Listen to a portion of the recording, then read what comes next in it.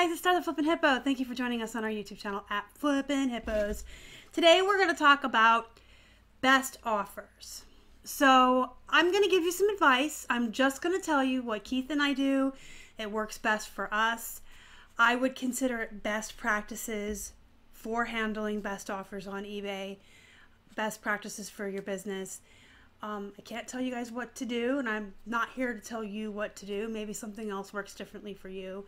But this is just what we do. It works well for us, and I know that there are a lot of other people in the reselling community that do the same and would agree with me that this is the best way to handle your best offers, especially the low balls. So there seems to be two schools of thought on the low ball offers.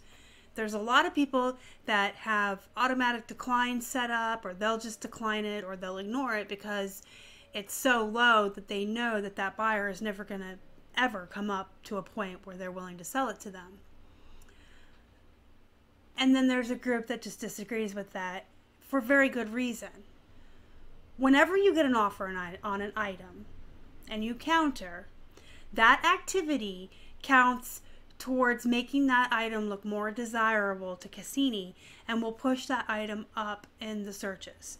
Additionally, if it had watchers on it, or if somebody just found it on the platform while shopping and saw that there was an open offer on it, they're more likely to purchase it and snatch it up before the other person can. It's playing on the mentality of buyers. If they, were watching the item, or they search for Robert Graham shirts and see that yours has an open offer on it and they really want it, it is human nature to grab it, snatch it up, and buy it right now before the other person can.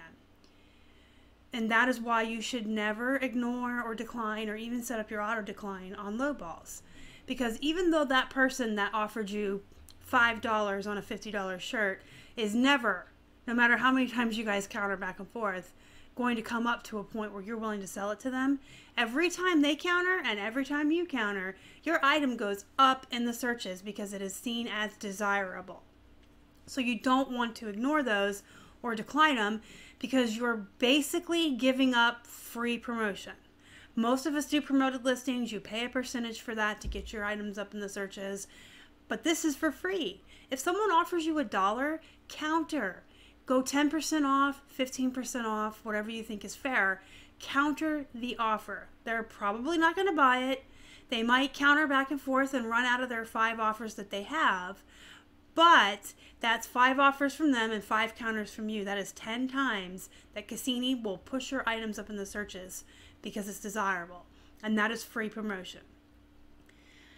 And then there are some people who are just kind of testing out the waters and feeling you out to kind of see what they can get out of you. There have been times where we've gotten an offer that is really low. We counter with 10 or 15% off and they buy it.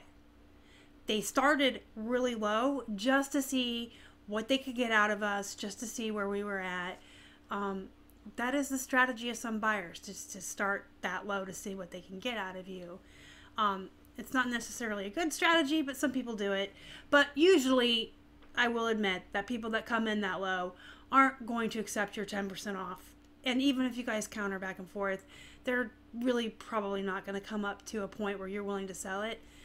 But don't ignore that opportunity to get free promotion, free boosting in the searches for that item. It takes a second to counter. And a lot of people see that, oh, it's a waste of time.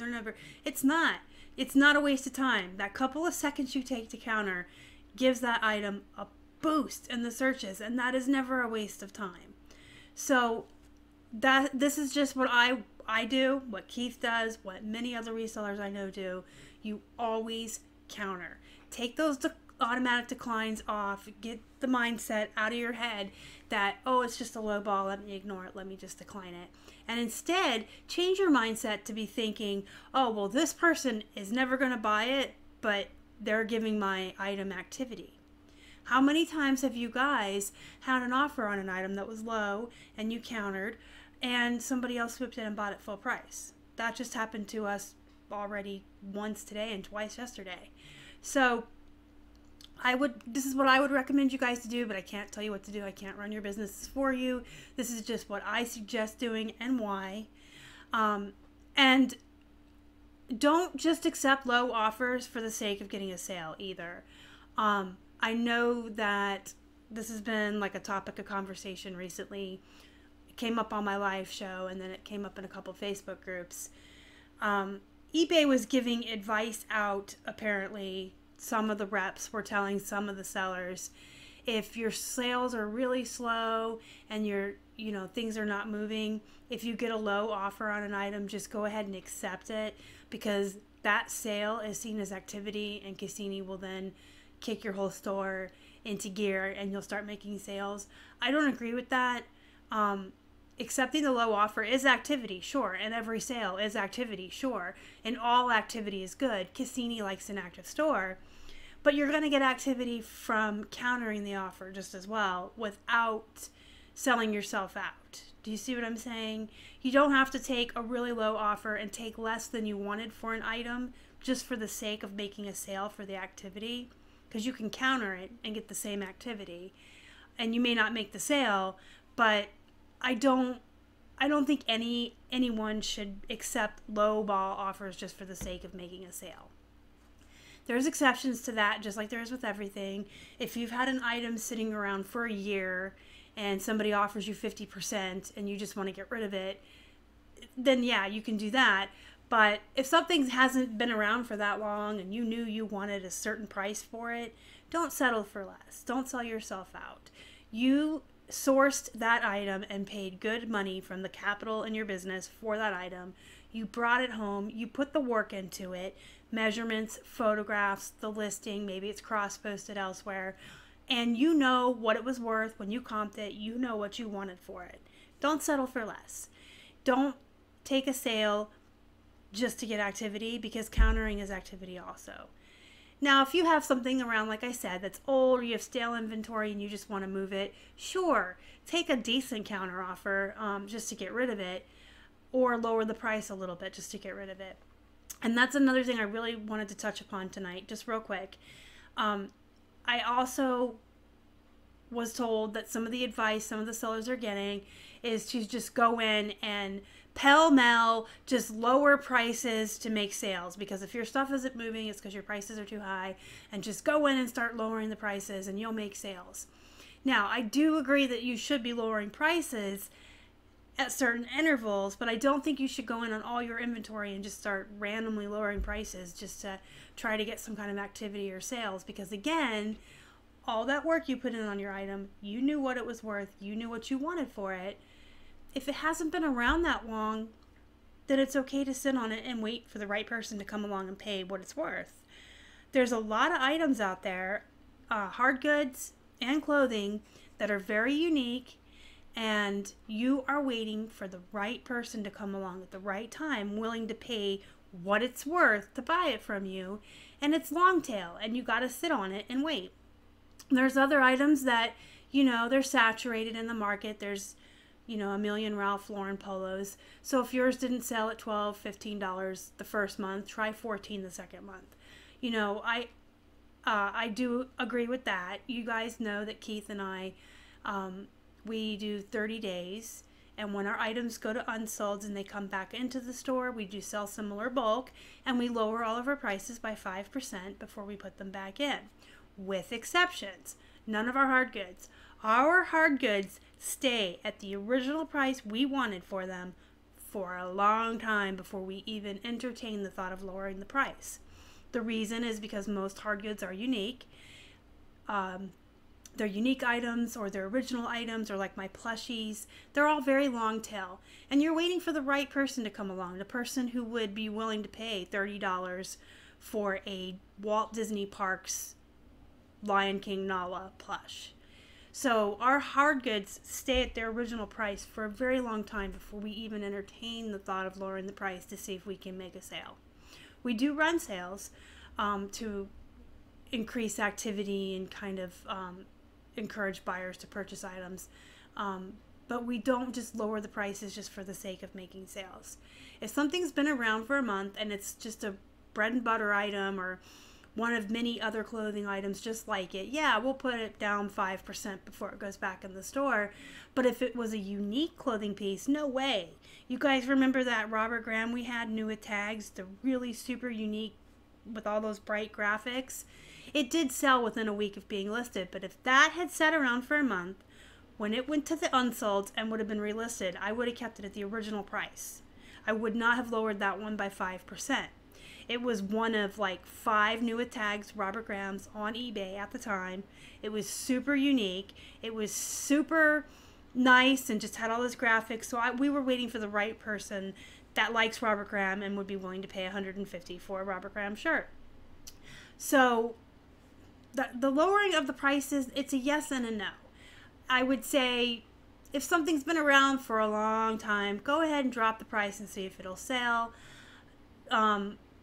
Certain items that are saturated, you can lower the price like once a month or so, but only just by a little bit. Again, don't sell yourself out. Don't say, oh, sales are slow and I've had this item in here for a couple of months, let me just drop it by 50%, because you're waiting for the right person. And let's say there is someone out there that is willing to pay $30. We'll use the Nala example again. Someone's willing to pay $30 for a Nala plush, and you're waiting for that person. And 2 months down the road, you're tired of waiting, so you drop your Nala to 15. That person comes along that would have been willing to pay 30, finds yours for 15 and snatches it up because it's a good deal. You could have gotten more money for that item. And I know there's a lot of people that don't want to sit on things. They don't want long tail. What's that expression a lot of sellers say? I'm in the business of selling, not storage. I just disagree with that. I mean, there's certain items like our bread and butter pieces and the saturated. Yeah, I want those to go, and I will lower the prices. But there's a lot of items that we have in our store that are unique. They're individual. They're collectors. They're waiting for the right people.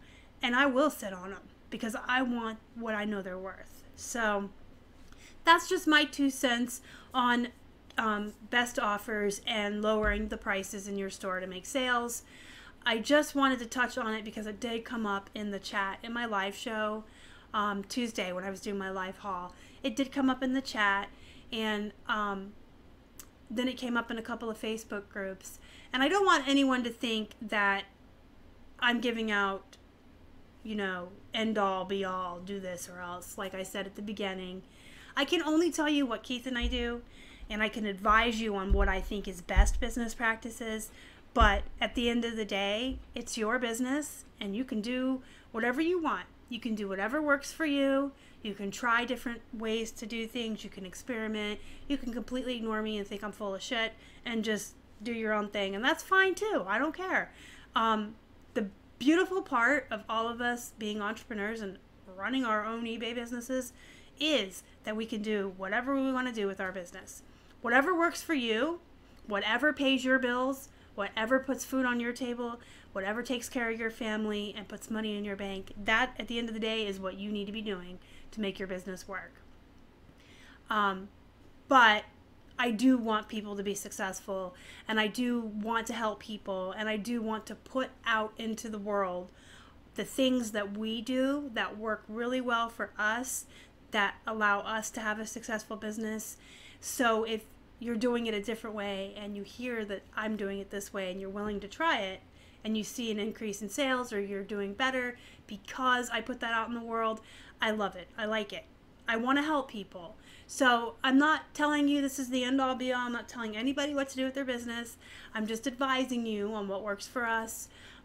We have a lot of conversations with a lot of resellers in the community, both YouTubers and Instagram people and people who aren't even on social media. And we follow what is generally always seen as best practices, what works best for most people. It works best for us too, or we wouldn't be doing it. And so I just like to give that advice and put that out there. You guys can do whatever you want at the end of the day. You don't have to listen to me.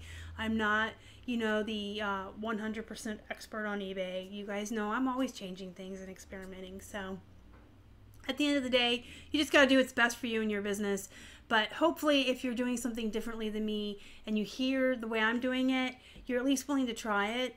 because you never know until you try something if it's going to work. And then if you start making more money, hey, well, that's awesome for everybody. We want to bring more buyers to the platform, and we want to do things that make us more money, right? Let me know what you think in the comments down below. And if you would, before you leave, smash that like button. If you haven't already and you'd like to, please subscribe to our channel and help us feed a hungry hippo. You can find us on Instagram, Facebook, and Twitter. We are at Flippin Hippos. Until next time, you guys have a good night.